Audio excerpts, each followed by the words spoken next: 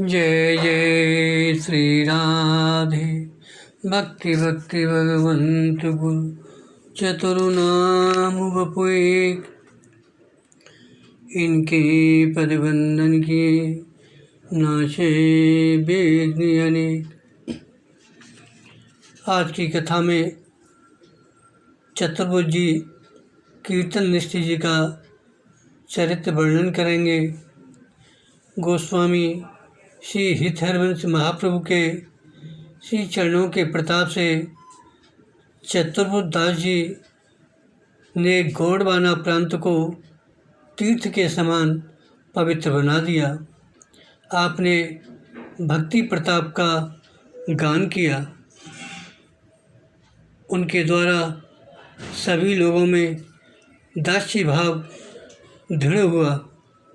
श्री राधा वल्लभ जी के भजन की शिक्षा देकर आपने अनन्य भक्तों के परिवार को तथा अनन्यता के गौरव को बढ़ाया।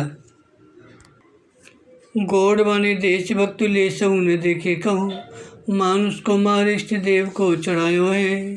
तहाँ जाए देवता की मंत्र ले सुनायो काम, लियो उन मान गाम सुपनी सुनायो है।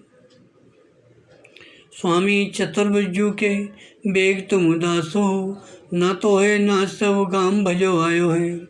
ऐसे शिष्य किए माला कंठी पाए, जिए पाम लिए मन दिए हो आनंद सुख पायो है। यहाँ एक बार की बात, श्री चतुर्भुजी संतों की जमात को लेकर विचरते विचरते गौड़वाना देश में आए। एक हरा भरा बगीचा देखकर तथा उसके मध्य में सुंदर सरोवर एवं देवालय देखकर इनकी इच्छा हुई कि यहीं आसन लगावें। इतने में देवी के पुजारी ने आकर कहा, यहाँ आसन मत जमाओ, थोड़ी देर में ही यहाँ का राजा देवी को नरबलि देने आएगा। देवी उसको प्रत्यक्ष दर्शन देती है। तब तो इन्होंने और दृढ़ निश्चय कर लिया कि यहीं आसन लगाएंगे। देवी का पुजारी शोर मचाता रहा, परंतु इन्होंने सब संतों से कहा कि यहीं आसन लगाओ। सभी संत जहाँ तहाँ आसन लगाकर भगवत पूजा में लग गए। इतने में वहाँ का राजा बड़े साज-बाज से देवी का पूजन करने आया। उसके कर्मचारियों ने देवी को नरबलि देने के लिए एक ब्राह्मण के लड़के को पकड़ रखा था। उसके माता पिता, कुटुंब, परिवार के लोग बड़ा ही करुण क्रंदन कर रहे थे। संतों को देखकर सभी अति दीनहीन होकर चरणों में पड़कर प्रार्थना करने लगे कि महाराज मेरे बालक के प्राण बचाओ। स्वभाव से ही दयालु चित्त संत उनके रुदन पर अत्यंत द्रवीभूत होकर राजा के कर्मचारियों से प्रार्थना किए कि इस ब्राह्मण कुमार को छोड़ दीजिए। परंतु जब इस पर ध्यान नहीं दिए तब संतों ने कहा, अच्छा यदि तुम लोगों को मनुष्य बलि देना ही है तो हमारी बलि दे दो, पर इस ब्राह्मण के बालक को छोड़ दो। लेकिन इस प्रार्थना पर भी किसी ने ध्यान नहीं दिया। तब संतों ने जाकर चतुर्भुज जी से कहा। श्री चतुर्भुज जी को आवेश आ गया। ये देवी के मठ पर जाकर क्रोध में भरकर बोले, तू देवी है या राक्षसी जो मनुष्यों की बलि लेती है? यदि तुझे मनुष्य ही खाना अभीष्ट है तो ले, मुझको खा ले। श्री चतुर्भुज जी के वैष्णव तेज को देवी नहीं सह सकी। वह तुरंत साक्षात प्रकट होकर हाथ जोड़कर सिर झुकाकर श्री चतुर्भुज जी से बोली, अब आज से किसी जीव की बलि नहीं लूँगी, आप मुझे मंत्र दीक्षा दीजिए। श्री चतुर्भुज जी ने देवी को मंत्र उपदेश देकर परम वैष्णवी बना दिया और स्वयं अपने आसन पर आ गए। इतने में राज कर्मचारी उस ब्राह्मण कुमार को लेकर देवी के मठ पर आए। उन्हें देखते ही देवी ने जोर से हुंकार किया, जिससे सभी लोग मूर्छित हो गए। इतनी प्रबल मूर्छा थी कि दूसरे दिन लोग होश में आए। इधर रात्रि में देवी ने राजा के महल में जाकर उसका पलंग उल्टा कर दिया और राजा की छाती पर चढ़कर बोली, अब मैं तेरा सत्यानाश कर दूंगी। राजा ने कहा, माँ मुझसे क्या भूल हुई है? देवी ने कहा, अब मैं चतुर्भुजी से मंत्र उपदेश लेकर वैष्णवी बन गई हूँ। तुम भी यदि अपना कल्याण चाहते हो तो शीघ्र उन्हीं से मंत्र ले लो और पूरे राज्य में वैष्णव धर्म का प्रचार करो, अन्यथा मैं बहुत शीघ्र सबका सर्वनाश कर दूंगी। अब मेरी पूजा में कदापि किसी प्रकार की जीव बलि नहीं देना। सात्विक उपकरणों से मेरी पूजा करना, सात्विक सामग्री से मेरी पूजा करना। देवी के आदेशानुसार राजा ने चतुर्भुजी से मंत्र उपदेश लिया और पूरे नगर में दौड़ी पिटवा दी कि सब लोग श्री चतुर्भुजी महाराज से वैष्णवी दीक्षा लेकर भगवत भजन में प्रवृत्त हों। आज से कोई भी तामसी रीति से देवी की आराधना नहीं करेगा। फिर तो सारे नगरवासी चतुर्भुजी के शिष्य हो गए। इस प्रकार चतुर्भुजी ने भक्ति का प्रचार किया। चतुर्भुजी अनेक प्रकार के व्यंजन पकवान भगवान को भोग लगाते, बड़े प्यार पूर्वक संतों को पवाते, सब प्रकार से उन्हें प्रसन्न करते, श्रीमद्भागवत की कथाओं का गान करते और लोगों में भक्ति भावना का प्रचार प्रसार करते। एक बार की बात, एक चोर किसी का धन लेकर भागा। मालिक भी उसे पकड़ने के लिए उसके पीछे दौड़ा।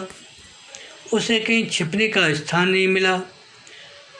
वह चतुर्भुजी की कथा के श्रोताओं में घुस गया और वहीं छिपकर बैठ गया।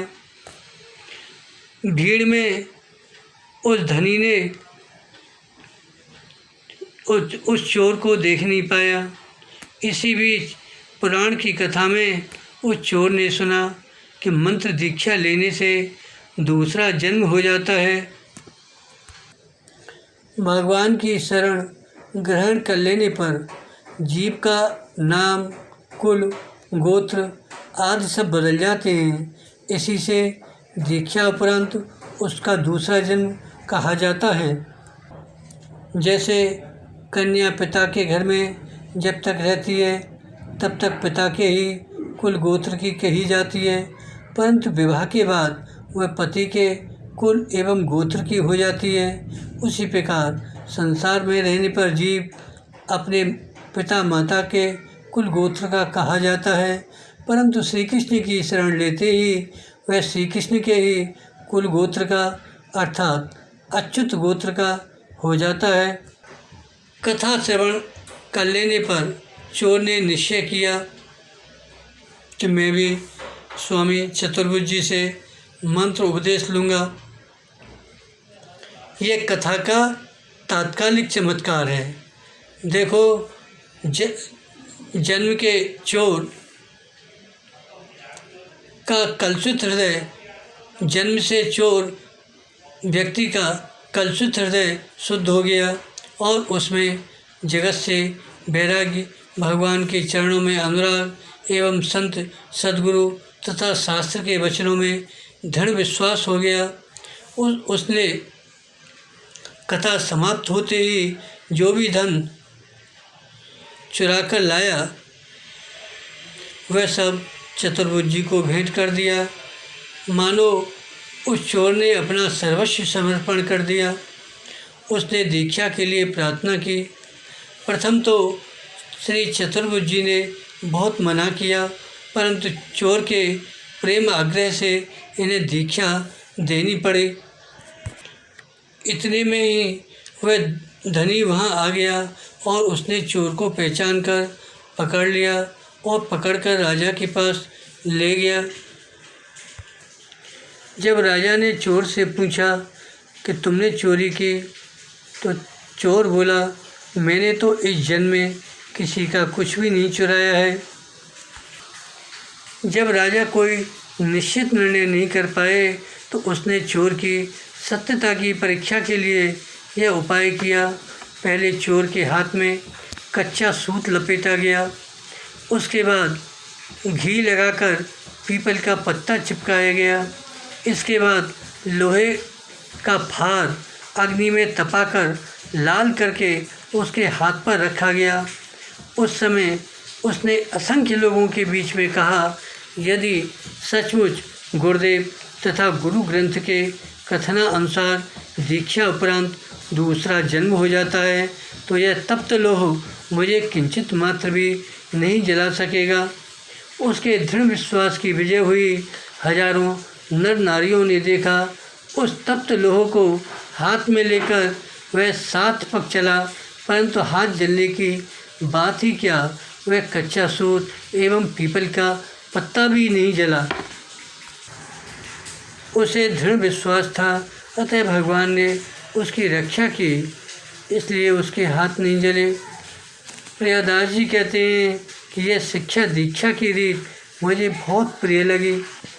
जब अग्नि परीक्षा में वह सच्चा ईमानदार प्रमाणित हो गया, तब राजा ने उस धनी को झूठा माना और ये संत यहाँ रहकर कथा सत्संग से जीवों का कल्याण करते हैं, ऐसे परोपकारी साधुओं को इसने झूठा कलंक लगाया। इसलिए उसने अपने सिपाहियों से कहा, इसको अभी फांसी पर चढ़ा दो। आज्ञा पाते ही वे लोग उसे पकड़कर ले गए। वह पहले का चोर जो अब साधु बन गया था, इसकी फांसी को कैसे सह सकता। उसके नेत्रों में आंसू भर आए और बोला, मैंने इसका धन लिया है, यह झूठ नहीं बोलता। राजा ने कहा, संत जी, आप जब सच्चे प्रमाणित होकर अब झूठे क्यों बन रहे हो।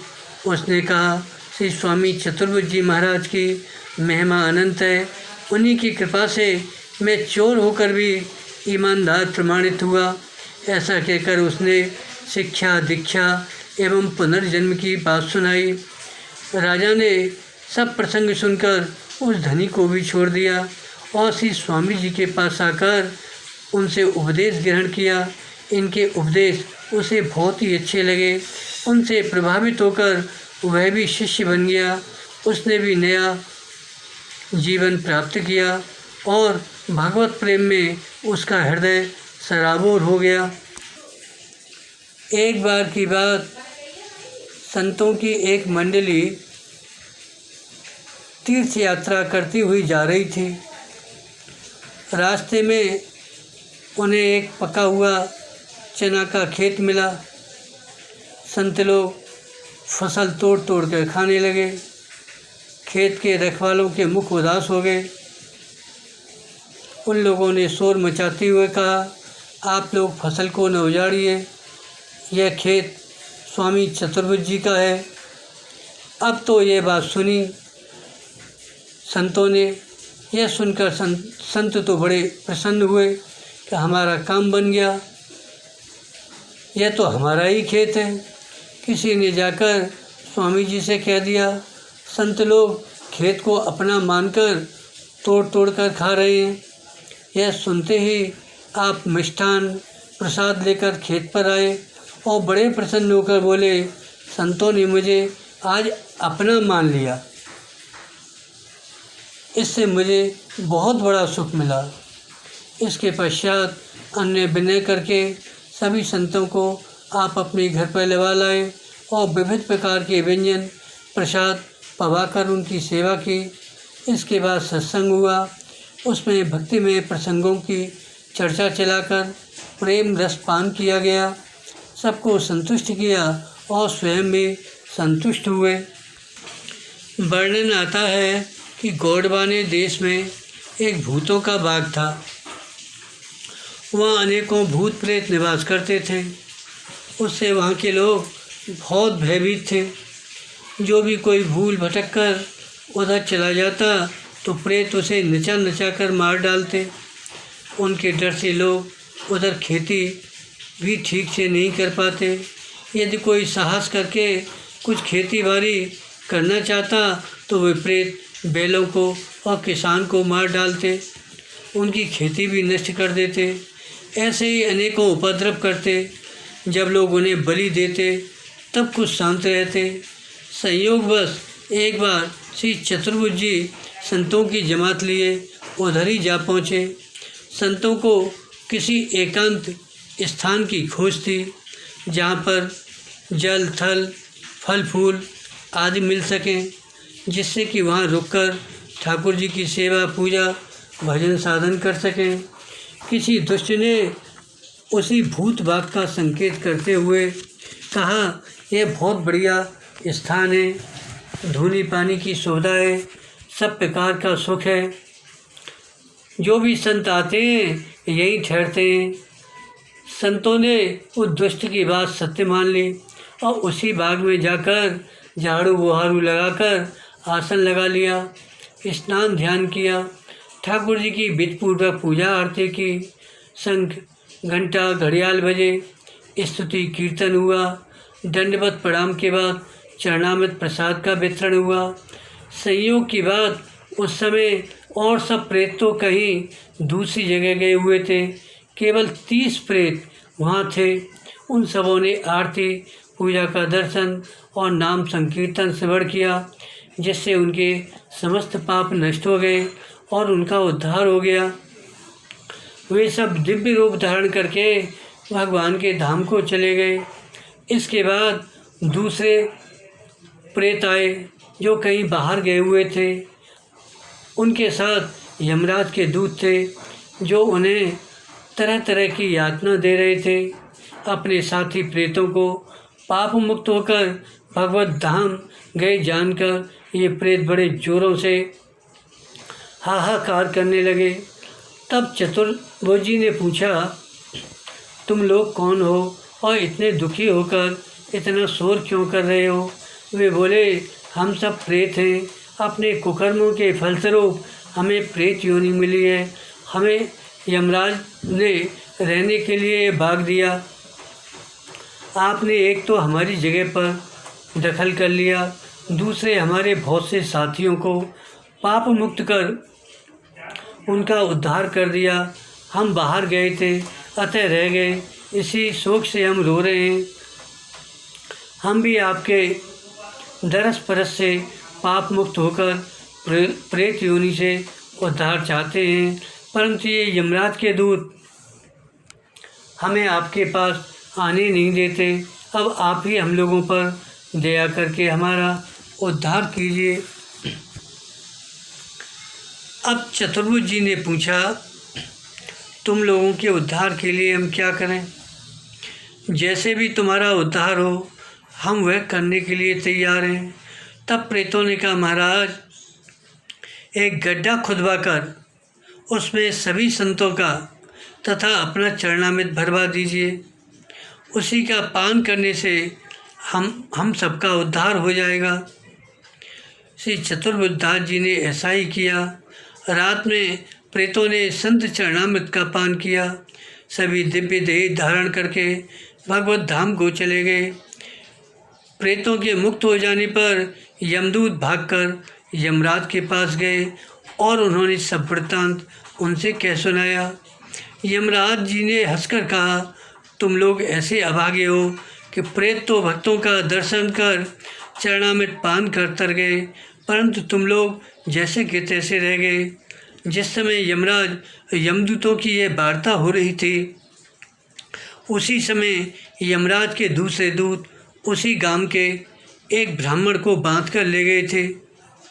वह ब्राह्मण एक ओर खड़ा खड़ा सभी बातें ध्यान से सुन रहा था। साथ ही उसे मन में ग्लानि हो रही कि मेरा सारा जीवन यूं ही व्यर्थ चला गया। श्रीहरि और श्रीहरि के दासों की कुछ भी सेवा मुझसे नहीं बनी। अब निश्चय ही नरक का कष्ट मुझे सहना पड़ेगा और प्रेत 50 योनियों में भटकना पड़ेगा। इतने में यमराज ने यमदूतों को समझा बुझाकर जब उस ब्राह्मण पर दृष्टि डाली तो एकदम जोर से चिल्ला पड़े, अरे तुम लोग इस ब्राह्मण को क्यों ले आए हो?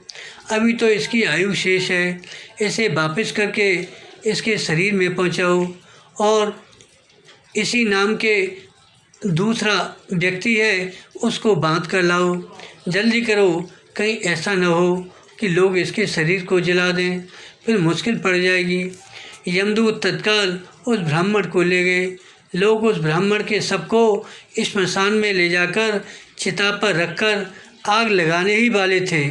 इतने में वह उठकर बैठ गया। बोला, अरे भाई, अभी मैं मरा नहीं हूँ, मुझे मत जलाओ। लोगों ने उसे चिता से उतारा और अत्यंत आश्चर्यपूर्वक उससे पूछने लगे, पंडित जी, आप तो मर गए थे, फिर कैसे जी गए? ब्राह्मण ने सब बात बताई। जीवित होने का समाचार सुनकर भारी भीड़ इकट्ठी हो गई। पुनः उसने यमपुरी का आंखों देखा हाल विस्तार से सुनाया। भूत भाग के सभी प्रेतों का उद्धार, संत चरणोदक की महिमा और यमदूतों का संवाद सुनकर सभी लोग आश्चर्यचकित हो गए। लोगों ने कहा, पंडित जी घर चलिए। इन्होंने कहा कि अब मैं घर में जाकर पहले श्री चतुर्भुज महाराज का सेवक बनूंगा, शेष जीवन भजन साधन में लगाऊंगा। इस प्रसंग को सुनकर राजा प्रजा सभी लोगों ने चतुर्भुज की शिष्यता स्वीकार की। तिलक कंठी धारण करके भजन साधन और संत सेवा करने लगे। इस प्रकार आपने गौड़वाने को तीर्थ बनाया। वर्णन आता है कि ये गौड़वाने देश के अंतर्गत गढ़ा ग्राम में निवास करते थे। इनके एक परम घनिष्ठ मित्र थे जिनका नाम था श्री दामोदर दास जी, जो श्री सेवक जी के नाम से प्रसिद्ध हुए। दोनों ही महानुभाव ब्राह्मण कुल में उत्पन्न हुए थे। दोनों का संत सेवा में बड़ा भाव था। भगवान की कृपा से दोनों के मन में संसार से वैराग्य हो गया। दोनों ने निश्चय किया किसी सद्गुरु की शरण ग्रहण कर एकांतिक भाव से भगवान का भजन करना चाहिए। इन्हीं दिनों गढ़ा ग्राम में श्री वृंदावन के कई रसिक संत पधारे। दोनों ने संतों की सेवा की, खूब सत्संग हुआ। संतों ने श्री वृंदावन की निकुंज लीला का गान किया। उसे सुनकर दोनों बहुत प्रभावित हुए। इन दोनों ने संतों से किसी सिद्ध सद्गुरु का पता पूछा। तब उन्होंने श्री हित हरबंस जी महाप्रभु की महिमा का गान किया। उसे सुनकर दोनों महान भावों के मन में ऐसा भाव उदय हुआ कि दोनों ने निश्चय किया कि हिताचार्य महाप्रभु से ही दीक्षा लेंगे। परंतु भगवान की लीला बड़ी विलक्षण है। ये लोग अभी श्री वृंदावन जाकर दीक्षा लेने का विचार कर ही रहे थे कि इधर श्री महाप्रभु जी नित्य निकुंज में प्रवेश कर गए। यह सुनकर इनके मन में महान वियोग व्याप गया। दोनों सोचने लगे, क्या करें, कहाँ जाएं। फिर संतों से पता चला कि श्री हिताचार्य की गद्दी पर उनके पुत्र श्री बनचंद्र जी महाराज विराजमान होकर आश्रित जनों को हित धर्म का उपदेश करते हैं। तब चतुर्भुज जी ने सेवक जी से कहा कि चलो श्री वृंदावनचार्य जी की शरण ग्रहण करें, श्री बनचंद्र जी की शरण ग्रहण करें, क्योंकि अपने शरीर नाशवान हैं। श्री सेवक जी ने तो दृढ़तापूर्वक कहा, हम तो श्री हितरवंश जी महाप्रभु जी को ही गुरु बनावेंगे, नहीं तो इस शरीर को छोड़ देंगे। श्री चतुर्भुज जी ने अपने निश्चय के अनुसार श्री वृंदावन आकर श्री बनचंद्र जी से मंत्र दीक्षा ग्रहण की। इधर अन्य जल का परित्याग करके श्री सेवक जी महाप्रभु के नाम की रट लगाने लगे। इनकी बलवती निष्ठा एवं दृढ़ लगन को देखकर महाप्रभु जी ने स्वप्न में निज मंत्र का उपदेश दिया एवं कृपा करके दिव्य वृंदावन, श्री यमुना जी, निकुंज महल एवं सखी परकरों के सहित श्री प्रिया प्रीतम जी का दर्शन कराया। श्री सेवक जी कृतार्थ हो गए। श्री चतुर्भुज जी श्री वृंदावन से लौटकर जब गढ़ा पहुँचे तो दोनों ने अपने अपने मंत्रों को मिलाया। देखा कि एक ही हैं। यह जानकर बड़ी प्रसन्नता हुई।